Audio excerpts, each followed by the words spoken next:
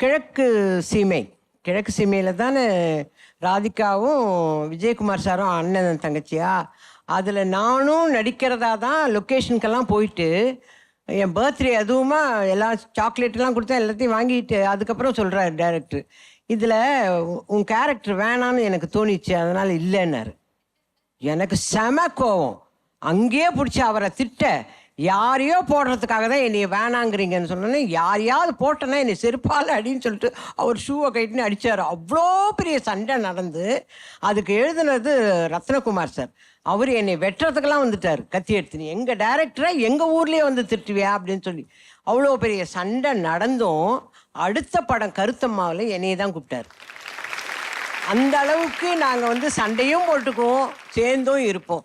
அதெல்லாம் மறக்கவே முடியாது. யாருமே அவரை எதிர்த்தே பேச மாட்டாங்க, எந்த ஆர்டிஸ்ட்டுமே பேச மாட்டாங்க. அதில் மெயினாக பேசுறது ராதிகா. அதனால தான் பாருங்கள், ராதிகா வந்து அவரோட வளர்ப்பு பொண்ணாக அவருக்கு என்னென்ன செய்யணுமோ எங்கள் எல்லாரோட சார்பாகவும் அவருடைய இது கடைசி பயணத்தில் அந்த ராதிகா பண்ணது யாராலையும் மறக்க முடியாது. அவ்வளோ பெரிய விஷயம் பண்ணிச்சு ராதிகா. தேங்க்யூம்மா. நிறைய விஷயங்கள் எங்ககிட்ட ஷேர் பண்ணீங்க. அதுவும் வந்து எவ்வளோ ஒரு தீவிரமான ஒரு சூப்பர் சிங்கர் ரசிகை நீங்கள் அப்படின்றது எங்கள் எல்லாருக்குமே தெரிஞ்சு போச்சு.